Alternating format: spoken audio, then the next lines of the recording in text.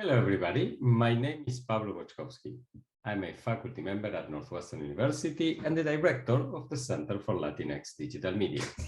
Thank you so much for joining us for today's weekly virtual seminar of the Center.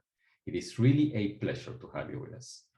The mission of the Center is to create knowledge about digital media in Latinx and Latin American communities across the Americas. Today's speaker is a leading scholar in this space. Dr. Andrea Medrado is a lecturer at the University of Westminster in England. Mora Matassi, a doctoral candidate at Northwestern University and the coordinator of the Center for Latinx Digital Media, will introduce Andrea in just a minute. I am delighted to note that this quarter our series is co-sponsored by the Alex Kaplan Institute for the Humanities, the Buffett Institute for Global Affairs, the Center for Global Culture and Communication, the Department of Communication Studies, the Department of Radio, Television and Film, and the Program in Latin American and Caribbean Studies. But before we go to the seminar, I would like to start by acknowledging that Northwestern is a community of learners situated within a network of historical and contemporary relationships with Native American tribes, communities, parents, students, and alumni. It is also in close proximity to an urban Native American community in Chicago and near several tribes in the Midwest. The Northwestern campus sits on the traditional homelands of the people of the Council of the Three Fires, the Jiwe, Potawatomi, and Ottawa, as well as the Menominee, Miami, and Ho-Chunk nations. It was also a site of trade, travel, gathering, and healing for more than a dozen other native tribes, and is still home to over 100,000 tribal members in the state of Illinois. It is within Northwestern's responsibility as an academic institution to disseminate knowledge about Native peoples and the institution's history with them. Consistent with the university's commitment to diversity and inclusion, Northwestern works towards building relationships with Native American communities through academic pursuits, partnerships, historical recognitions, community service, and enrollment efforts. Let me say briefly a little bit more about how the seminar will unfold. First, Mora will tell us more about Andrea's research and career. Then Andrea will present her work. After that, we will open for questions. Please enter your questions in the Q&A function of the webinar at the bottom of your screen at any point in time. Mora will moderate them. At the end, we will deliver some closing remarks. Once again, many thanks for joining us. And without further ado, Mora, the screen is all yours. Good afternoon, everyone. Pablo, thank you for having me as moderator for today's edition of the virtual seminar series. It is an absolute honor to introduce our guest speaker for today. Professor Andrea Medrado is lecturer in the School of Media and Communication at the University of Westminster. She completed her doctorate in the Communication and Media Research Institute, Cambridge, of the University of Westminster, her MA at the School of Journalism and Communication from the University of Oregon as a Fulbright Scholar, and her BA in Social Communication at the Catholic University of Salvador. Professor Medrado's research focuses on media activism to fight against marginalization in the Global South. Her scholarly work has been featured in venues such as Information, Communication and Society, Global Perspectives, and Comunicação, Media e Consumo. Her book, South to South, Media Activism, Artivism, and the Fight Against Marginalization in the Global South, written along with Isabella Rega, is forthcoming with Routledge. Professor Medrado has also worked as an associate professor at the Federal Fluminense University and as co-investigator for the eVoices Network.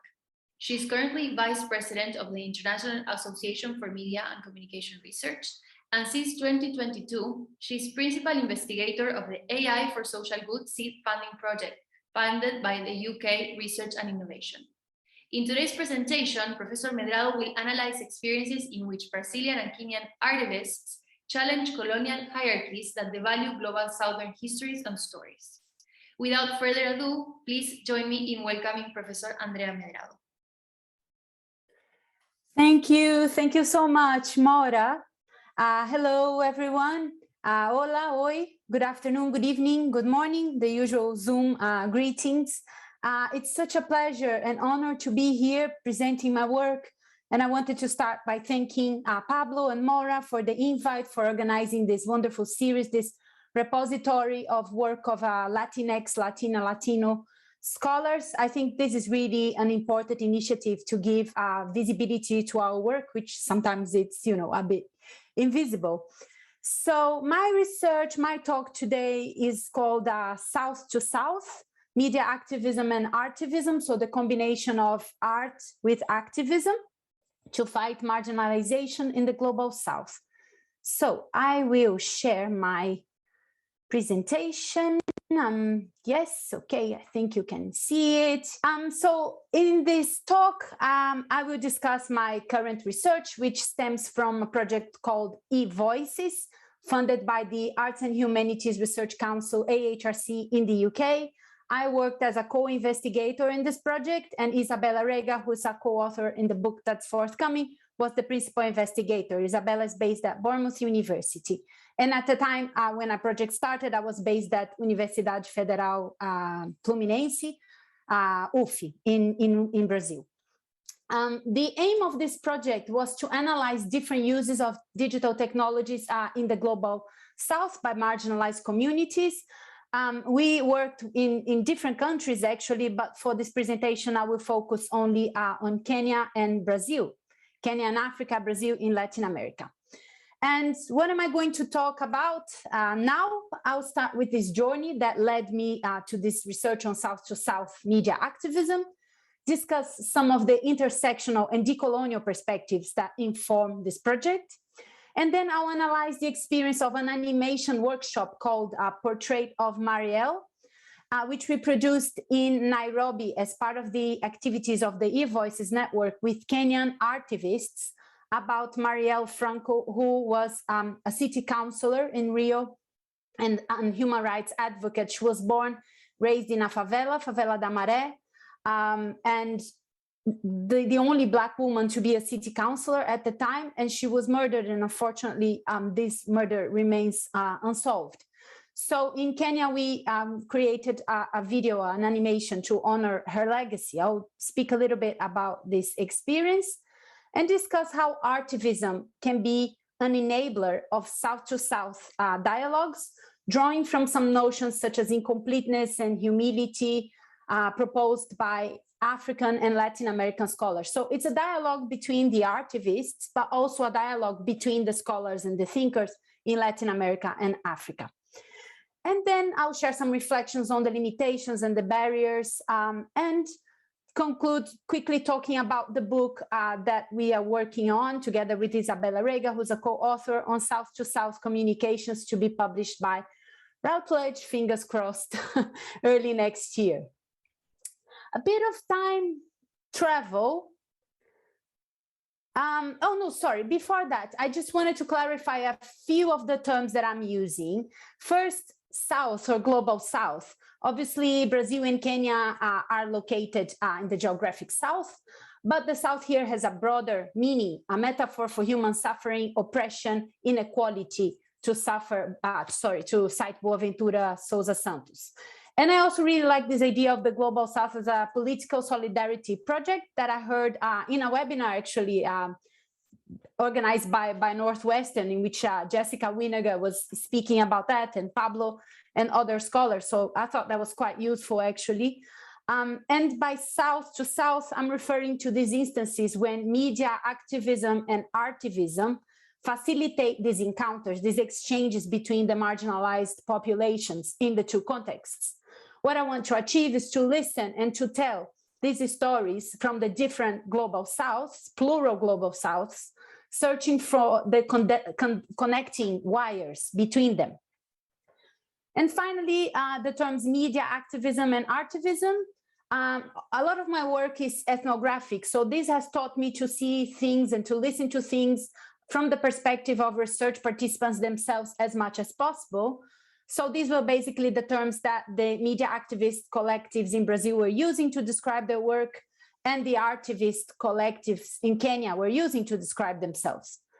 In theory, both could be described as media activists, in a sense, that this is a broad category of activism that's using media and communication technologies for social and political movements. However, in the Brazilian case, the activists had a history of involvement in community media, which kind of explains why they wanted to stress the media element. Whereas in Kenya, they were part of a collective of artists called Power 254 that we worked with. So they wanted to emphasize the sort of artistic expression. So the emphasis was on art, becoming activism, artivism. Not to say that the Brazilians, did not use art, or the Kenyans did not use media, both used both quite a lot. So, okay, now I move on to my quick time travel. I had conducted prior ethnographic research on the reception of community radio in a favela in Salvador, the city of Salvador, Brazil, where I'm from. And over the years, we noticed that a lot of the community media initiatives were also, occupying lots of different spaces on social media. So in a way, I followed them and started talking about these ideas with some colleagues from the UK, because I had done my PhD in the UK. And that's how the idea for this project came up, the favela media activism on social media. This was happening in 2016, 2017, when Brazil had just hosted, or was about to host, the Olympics in 2016 in Rio, and before that, the World Cup in Brazil in 2014.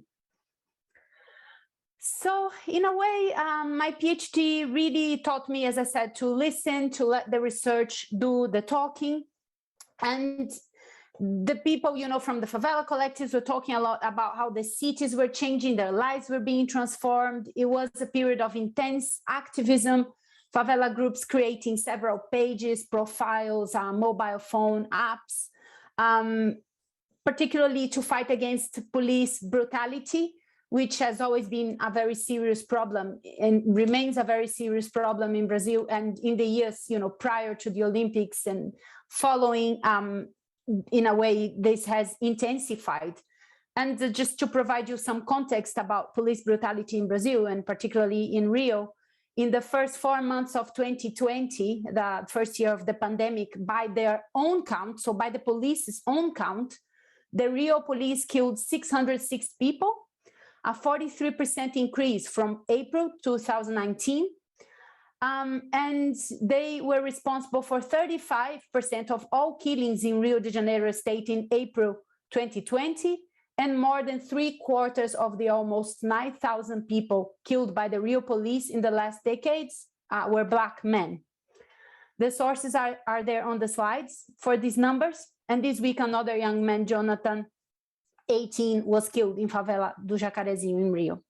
So yes, a huge problem. It's always became more intensive as the city authorities and governments were sort of preparing the cities for tourists during the mega events preparation years. And just to give you a bit of background, this image was produced by the photographer Paulo Jacob for Agência O Globo, circulated widely on Brazilian media. And it shows Sheila Cristina Nogueira da Silva crying the death of her son, Carlos Eduardo, who was 20, with his blood on her face. So to return to the project, to the Voices project, when the grant application was successful, we started it. The objective was to gather academics, practitioners, members of civil society organizations with different resources, different skill sets, to exchange knowledge on how media activism and artivism could be used as tools to fight marginalization in different global South contexts. We worked with a few countries, but I'll focus only on Kenya and Brazil. And there were some key moments. The first one was a kickoff meeting in January 2018, very cold in Bournemouth. Then a few months later, in May 2018, we had an event at Universidade Federal Fluminense in Rio, and members of the network went to Brazil, and we also had a debate at the Maré Museum in Favela da Maré, which is one of the first museums in Brazil to be located inside, favela areas. And the members of the network met with favela activists, with favela residents as well. And we were very shaken at the time by the murder of Marielle Franco, which had just happened in March 2018, and her driver, Anderson. Marielle had been an advocate for so much of what the favela media activist collectives fight for: struggle to stop police brutality, racism, the treatment of the urban poor in Brazil. So at the time, Paula Carlos, who's a researcher also at Bournemouth University and an animation artist herself, had this idea to use Marielle's story as a sort of a narrative thread that could connect the struggles of the Brazilians and the Kenyans. So in August, a few months later, we had this animation workshop in Nairobi when we produced this animation called Portrait of Marielle that I will show. And Nyendo Muki, a film director, a Kenyan film director, directed it, working with Paula Carlos and a group of artists. So I'll show the film and tell you a little bit more about that. Then later in the year, in November and December, we actually screened this animation back, at the Mara Museum, the place where Marielle was from. We also had an exhibition, an artistic installation. And a happy coincidence was that Nyendo Muki actually got an artistic residency in Salvador, where I'm from, in Brazil. And she was there in November, December, so she could attend some of these events and go there and talk again to the favela activists and residents. And she also made another animation, this time not as part of the Voices project, but of the artistic residency that she was doing with Getty Institute. So in a way, we kind of had a full circle. And the animation that Nyendo did, the workshop that she worked on in Salvador, was about a Kenyan woman this time with Brazilian artists working on the animation. And the Kenyan woman was Wangari Maathai, environmental activist, politician, Nobel Prize winner. So a lot of the things that we experienced had, a strong personal impact in our lives. I remember when we were in the Mara Museum and the photos, and we were surrounded by all these artifacts. And the director of the museum, Claudia, and she said, you cannot really grow as a person if you don't know where you come from and who you are. And in a way, that was a lesson that resonated with us, about favela pride and how community projects needed to really place pride and self-awareness at their heart. For people to, learn, of course, maths, Portuguese, and, traditional education, but also where they came from, their ancestors' histories, their struggles. And this was what the community museum was about. And then we were there to screen this animation portrait of Marielle. So in a way, the idea traveled, from Rio to Nairobi and then back to Rio, where it was screened. So it was sort of favela pride going cross-continental. So we can see the narratives of the countries in the Global South being enriched when they intertwine, when they come together. And my aim is really to share these instances when these plural Souths meet and ask whether these meetings can work as tools for global movement building. We talk a lot about decolonization these days, but how can a South-to-South connection be created and sustained? And yes, it's a very challenging question. We have a colonial legacy of fragmented relationships between Global South peoples. In Brazil, a lot of authors have called attention to how we should rewrite, reteach, relearn the histories of indigenous and Africans for Brazilians who are descendants of indigenous and Africans. But such histories were disguised, camouflaged, disfigured, or mutilated by force of circumstances, ignorance, or interest, to cite Kizerbo. Growing up in Salvador, where I'm from, I would often use the word ashe, and I knew little about, its Yoruba roots. So being aware of these limitations, we present here a South-to-South dialogic creative exercise, which of course, analyzed by itself, could not challenge the colonial social order, but it demonstrates that marginalized groups in the Global South, can use empathy lenses to seek new ways to interpret each other's experiences.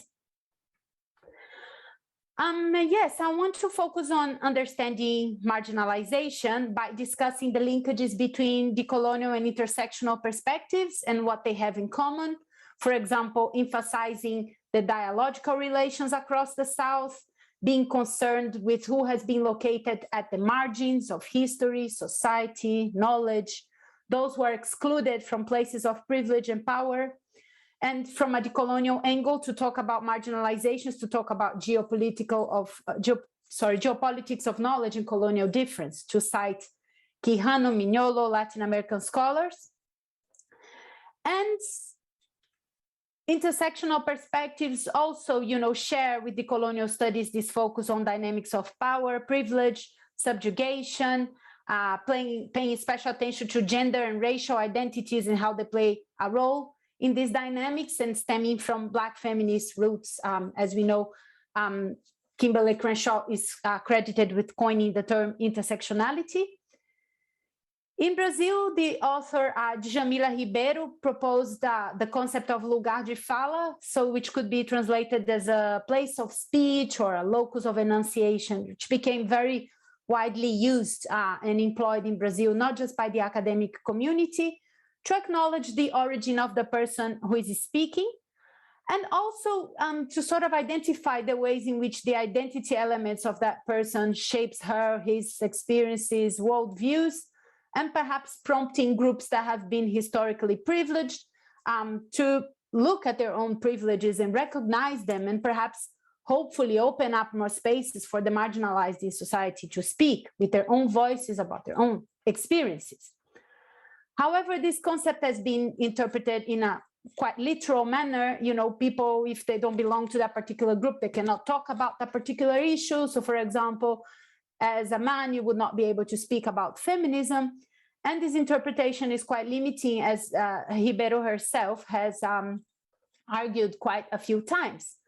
So why not propose, an interpretation of intersectionality, lugar de fala, more in terms of solidarity and the feeling of power that come when people really acquire a deeper understanding of marginalization, oppression, if they really look at, each other and where they're coming from, and hopefully empathize with each other. I know that empathy is also another quite problematic word that's been questioned. But we are back to what Claudia said, the director of the Mora Museum, that to do things together, we really have to understand who we are, where we come from, and what we have in common. So this is what we wanted to do, to establish dialogues also between Latin American and African thinkers. And we found some interesting connections, for example, between Freire, Paulo Freire's thoughts on humility, and Francis Nyamjo's notion of incompleteness. Nyamjo argues that we should celebrate and preserve incompleteness as a way to mitigate delusions that come with ambitions and claims of completeness, to cite him. So it would be an encouragement to really reach out, to encounter, explore ways of enhancing or complementing ourselves with added possibilities brought by the incompleteness of others. So embracing incompleteness is an act of humility that is essential for dialogue in a Freirean sense, but at the same time, to humbly recognize incompleteness is to acknowledge the importance of connecting through dialogue. So navigating between these perspectives of intersectional coloniality, we are trying to conceptualize media activism as a kind of South-to-South media activism, arguing that this understanding revolves around establishing dialogical spaces, again in Freirean senses, but also mobilizing these collective memories, these collective histories.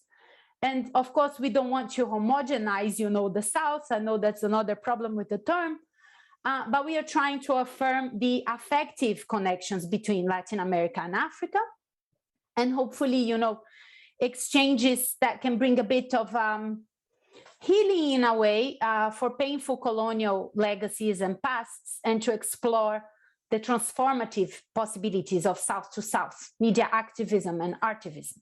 So I will now illustrate these points, applying them to the animation workshop Portrait of Marielle in Nairobi, and also some interviews that we did with the participants of the animation about Wangari Maathai in Salvador, in Brazil. So how did we do it? We collected hundreds of images of Marielle when she was campaigning, Marielle Franco, and the protests that erupted in Brazil when she was killed. We asked the artists to manually intervene upon the images, as you can see in the picture, asking, how are you affecting this image? And animation, as we know, is sequence. So if people are sitting in a group, you know, the person sitting next to the other person needs to work on the image in a way that one person's image was a continuation of the person sitting next to her or to him. So this created a collaborative practice. And then the images were scanned and animated. But why animation as an artistic language? Again, you know, Paula Carlos working together with Nyendo and the artists believed that the participants could leave a bit of their own markings in the original image with the materials, the processes that they chose. And this enabled them to relate to each other, to relate to the message, to relate also to Marielle Franco's stories, and then to the plot of the Brazilian activists in intersectional levels.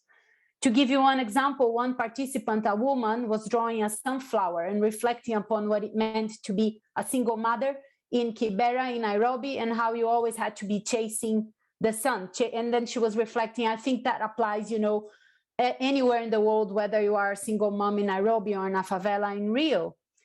So we could see that she was able in a way to draw from her own standpoints, her lugar de fala, transforming these images into something meaningful.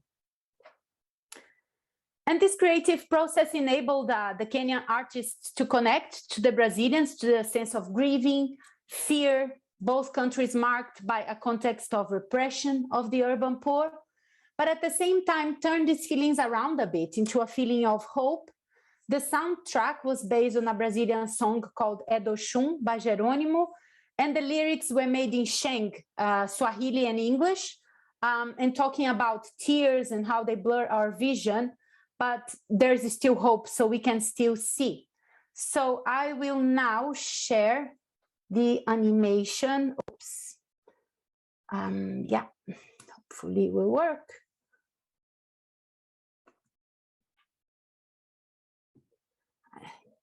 Okay.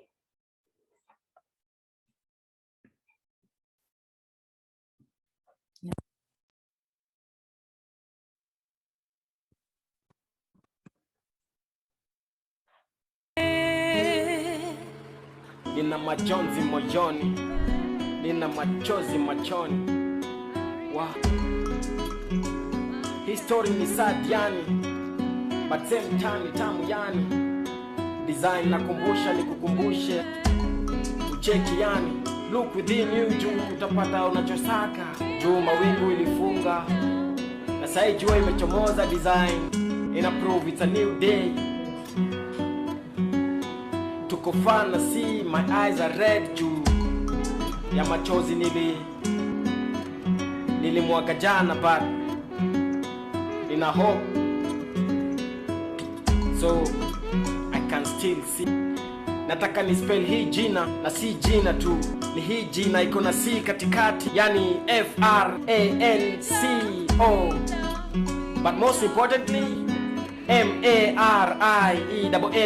yani nabonga kusu Franco Marielle.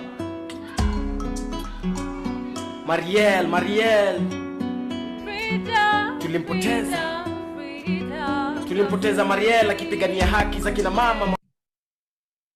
Okay. So, go back to the slides.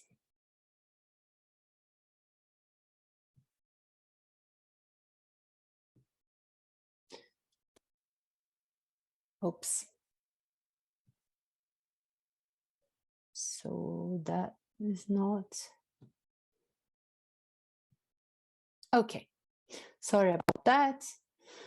So this animation was circulated on social media, and I took the frames, the pieces of paper that the artivists used to make, as you can see on the screen, on the picture, and an installation was made at the Mara Museum.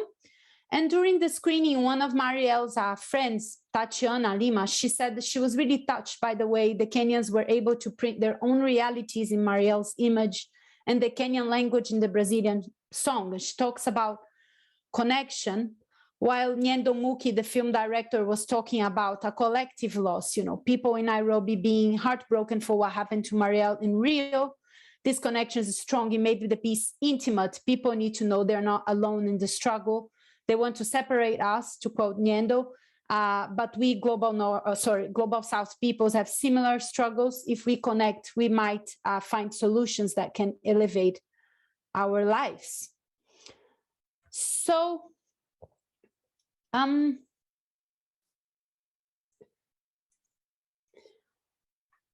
then now from the perspective of the artivists in Salvador, in Brazil, who made an animation about Wangari Maathai. Again, this was organized by Nyendo Muki herself as part of her artistic residency. But they also, talk about the experience. And Wangari Maathai also, was a Nobel Prize winner, someone who was fighting for environmental health. She also was subjected to considerable violence, suffering persecution from the Kenyan government that included being arrested and beaten. And in both animation workshops, the artivists were talking about how little they knew, little knowledge about each other's contexts, and they talk about how art, in a way, was a driving force to expose them to each other's realities, and how this lack of mutual knowledge about each other confirmed the sort of ideas of the colonial authors in terms of how knowledges and legacies and histories from the global South are so devalued, and don't get the credit that they need. So I'll just now show you the other animation about Wangari. Sorry. Stop sharing this one.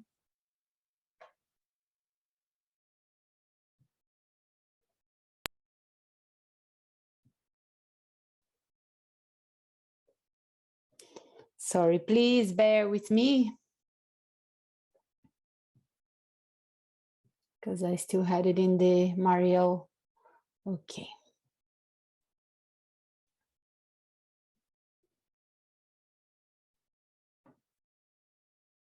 Okay.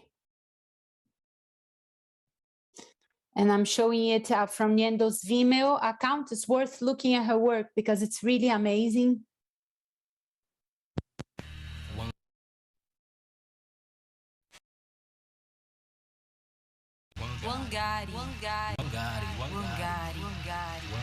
Wangari.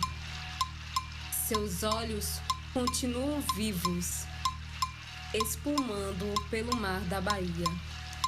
O barco das memórias atravessou o oceano e fez da sua história a nossa história. Aprendemos a lidar com a terra, seguramos suas mãos negras, plantamos árvores e tudo tornou-se verde.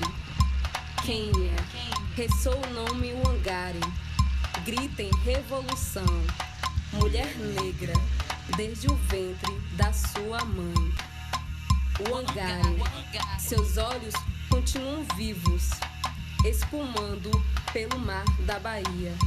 O barco das memórias atravessou o oceano e fez da sua história a nossa história.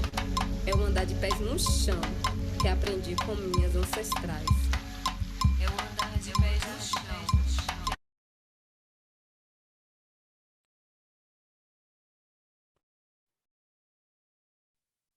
So, let me turn to my slides. Yes, so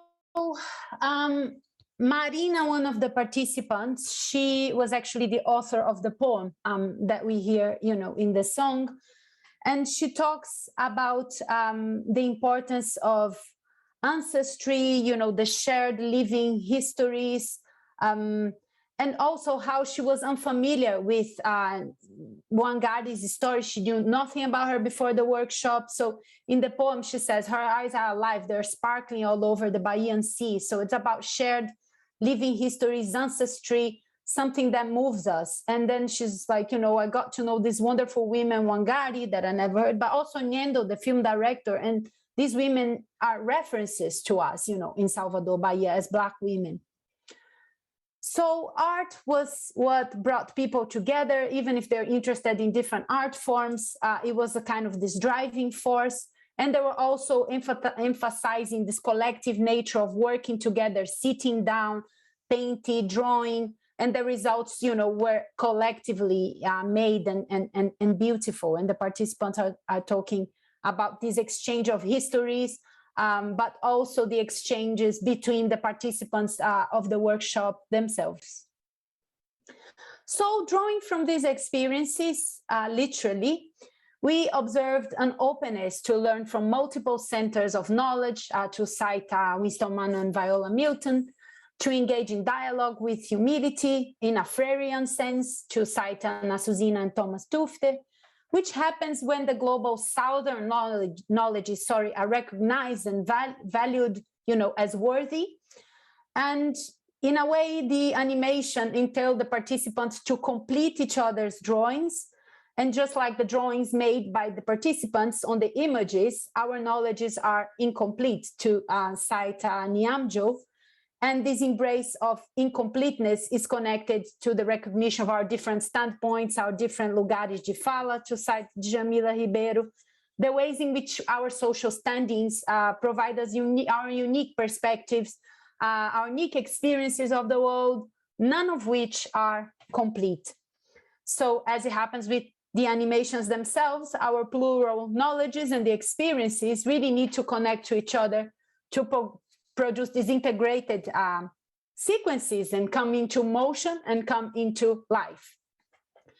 And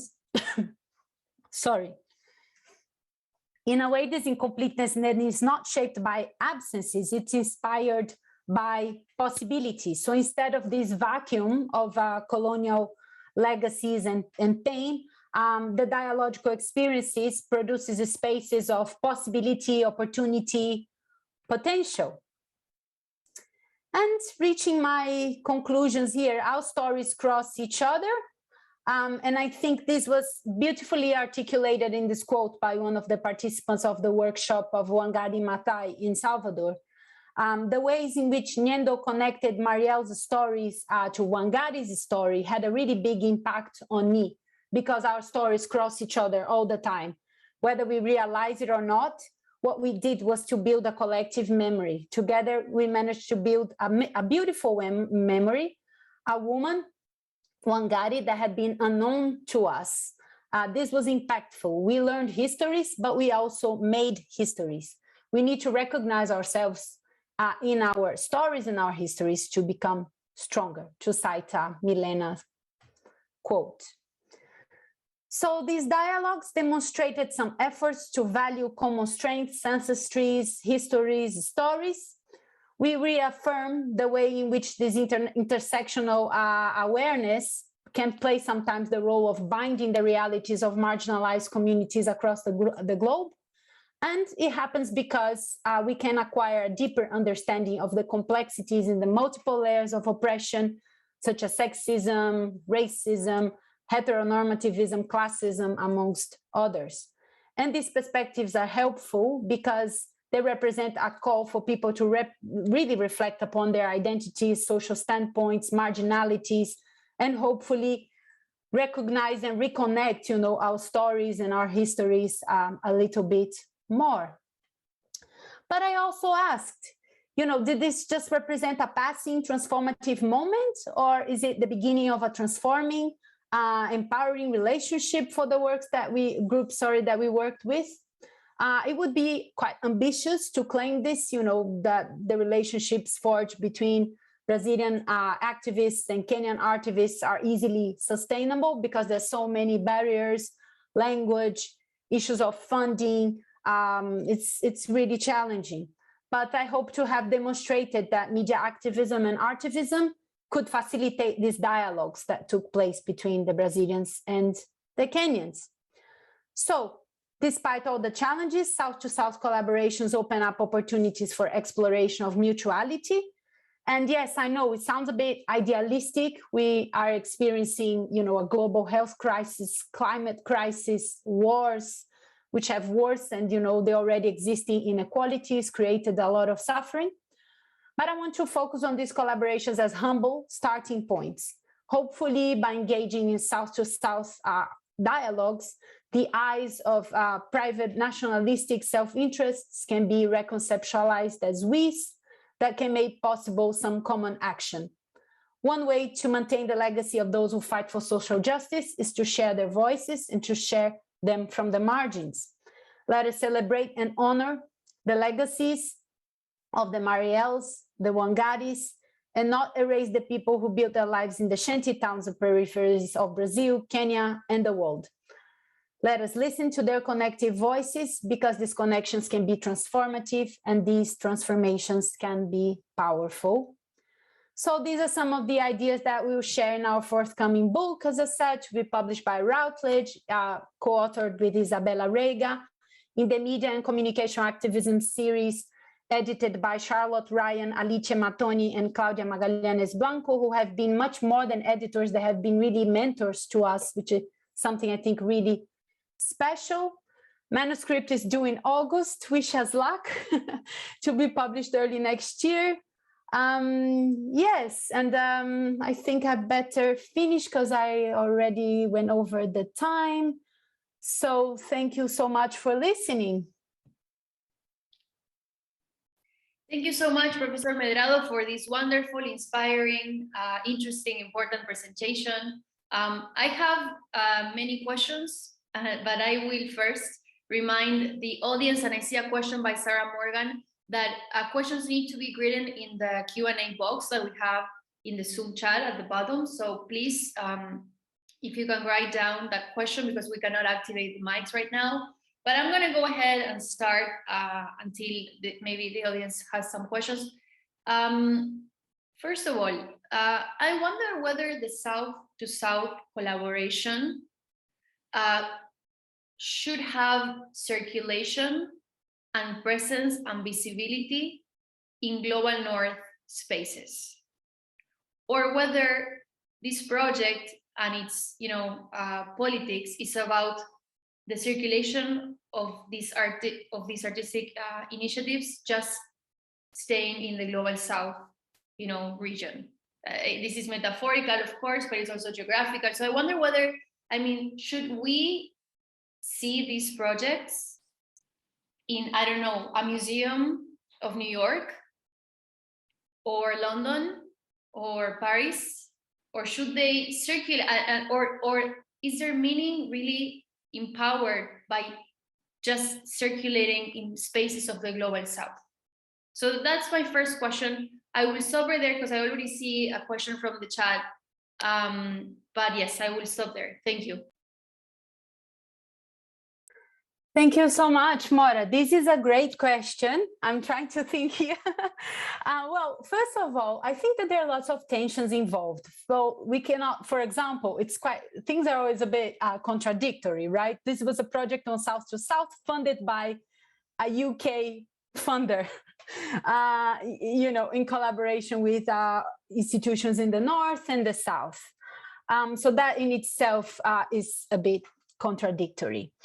Should it be in the North, or should we prioritize the South? On one hand, I think it was really special that we could do this full circle and really go back to the place where it started, in the favela museum. I think that was really, really important and really a strong element of our work. It would not have made sense, not to have that full circle. And similarly, then, Nyendo also was showing the animations of, her work back in Kenya, so that this exchange can be done. But I guess in a way, we could ask, so is this just about South to South? Could it also be about South to North, And I don't think it doesn't have to be South to North as well. Like, if you ask me whether I have a problem with it being, I don't know, in New York, and I would say that would be good too. But I think sometimes we get asked that for the North is just really taken for granted. It's just assumed, it's this issue of universalism in a way. But when we stress the South to South and emphasize that, I think it's because it's often so neglected, and it needs to be done so much more. But that's not to say that South to North or North to North, and as we know, there are also Souths in the North and Norths in the South, shouldn't happen as well. So I think that's kind of how I think about this issue. But I quite like the fact that we could really start, doing this full circle of the work, the idea from Kenya, going back to Brazil, then back to Kenya. But if that involves also some circulation north-south, I think that I wouldn't necessarily think that was, I would think it would be good as well. I don't know if I answered. Yes, absolutely, you did. We do have a question from the audience. Sarah Morgan is asking, could you explain the concept of incompleteness a bit more fully? What is meant by that as an example?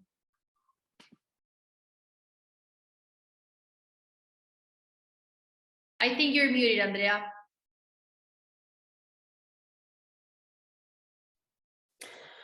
Yeah, I think it's this idea that we sometimes tend to, with ideas of rationality, really try to think of knowledges and things as being totally complete, and these incompletenesses, these imperfections, and how we can actually become so much better actually just by being more open and really connecting to the other, was something that I came across in the work of Nyamjo. And I thought, wow, there's some connections here with things that Freire and other Latin American scholars have been saying about the willingness to really learn from the other and engage in dialogue, and not trying to, I think they talk about delusions of grandeur. Why do we want to be complete? Why do we want to complete things? The incompleteness is actually quite beautiful, and it's what enabled that sort of openness to really listen and to talk. That's not to say that the whole process of dialogue is like tension-free or this romanticized ideal, but I think it's really this sort of humbleness of recognizing the ways in which we can become, we are all incomplete, and the more that we listen and connect, the more that we can engage in these dialogues and the more transformative possibilities that this can bring. Thank you, Professor Medrado. Yes. I have another question, and then I'm going to give the space to Valerie and Pablo that I know have specific questions too. I wonder, what is the role of language in the ways in which you and your team imagine this project? That is, we have 2 different countries with 2 different languages, or more than 2 different languages. And I saw in the videos, for instance, that some of them were in Portuguese and there were translations in English. So I wonder, in the conception of this project, what happens with language? Because in the Global South, there's a diversity, of course, of languages, but still we need to find some common ground to communicate with each other. So I want to ask you about that. Thank you. Thank you, Mora. Yes, another great question. It was a very challenging aspect of the project, actually. Some people have asked, for example, whether we had considered, for example, connecting with the Portuguese-speaking countries in Africa to that would have made sense, and I think it's true. But the way the project was built, it was a networking grant. So in a way, we were building on existing networks that were there already between Kenya and the researchers at Bournemouth, and then with me. But of course, it's very challenging, and we do, like, for example, and yet it is a limitation, definitely. I mean, in Kenya itself, all the languages, and then in Brazil, of course, and then there is English as a kind of the language that is used to facilitate these dialogues, which in a way, yes, of course, it's a limitation. I, for example, was doing some of that, translation from English. Well, first the artist in Kenya translated from Sheng, like to English, and then I translated from English to Portuguese. And so, yeah, there's a lot of translation going on. And as we know, translation is very difficult. It's a very, very emotional labor as well. But in a way, I think that this, the fact of using animation and using art and using images functioned as a form of a language, affective language, the music as well. So yes, of course, it would have been so much easier if, you know, there wasn't this translation involved, for example, between a lot of the activists in Brazil who could not speak English with the activists in Kenya. But these barriers, you know, we were working on them, and also using art as a kind of as a language, as a bridging language. Thank you. No, thank you. And I think it's interesting how, you know, the limits of language can also be read under the concept of incompleteness that you were discussing before, right? The idea that a project of full communication with no translation is actually impossible. But I want to give the space to Val, because I think she has a question. She will activate her camera. Thank you so much for such a powerful and really important presentation, Professor Medrado. I have two questions. The first one is about art and its impact on protest and everything you talked about with activism, and the other one is about your positionality as a researcher within the space. So the first question related to art, there's such a literature about the protest, really the function of art as protest. And I'm really interested, especially when you mentioned that these videos were circulated on social media, how did you see those connections as art really creating really powerful statements on top of what you mentioned of kind of creating a tribute for the victims of these occurrences within the country? So I'm really interested in that. How do you see this connection between art functioning as protest within also digital spaces, as in addition to the museum space, right? Because there are two very different sites of exposure and dialogue, I think, that's really important within the art world. And my second question for your positionality as a researcher, you mentioned that you did the ethnographic work in your hometown in Brazil. And I was wondering if you can share a bit more about your experience, especially what it was like getting access to your research site, as well as the implications of your positionality as an insider as well. Like, how did you keep an open mind to listen to your participants, even though you might have had similar understandings or visions of the space and the social processes that you were witnessing? Thank you so much. This was such great work. I'm so interested. Thank you. Thank you so much, Val. I think the question of artivism and art and the potential of art for activism, again, is a really great one. And it was quite interesting because a lot of the artists that we were talking about, every time we were asked, like, do you see yourself as an artivist, as an activist, you know? And sometimes they would say, not necessarily. I see myself as an artist. But then they would start reflect upon, you know, what that video meant, and the fact that, this video always brings like really strong, always very, very emotional, affective reactions. And I think it's got a very strong political message, and it's really sometimes interesting, the reactions that it triggers. Sometimes people say, well, but that's, for example, is this for social change? You know, some people say, no, it's too political. And some people criticize it for that. And others say, well, that's what social change is about. It is political. Everything is political. And the artivists would also often, when they started to think, they would say, yeah, actually, I am an artivist. This is activism. And it's got to do, you know, there's this author who talks about artivism as affect and effect, you know, so it's affective, but it's also effective, you know, it is a political message. And I think that the artivists, once they noticed that, they would, okay, yeah, no, this is actually artivism, although it's of course always very complicated discussion. And my positionality, yes, of course. I mean, I am from Salvador, Brazil, where I am extremely white for Salvador. You know, it's a city with 88% Black and brown, and I'm considered, you know, white and middle class. And when I started to do research in Pau da Lima, I remember that sometime one of the first reactions to me in the field was like, oh, why do you want to be, you know, here hanging out with with poor people. So it's something that we always need to reflect. And then at the same time, when I'm in the UK, you know, I'm racialized as a Latina, as a woman of color, a very invisible category actually in the UK. So my own positionality is kind of also, you know, in these intersections of different lugares de fala, but I think that's why, like, I you know, this whole idea of thinking about lugares de fala and intersectionality, where we stand, is really important, because I think we do have to sort of touch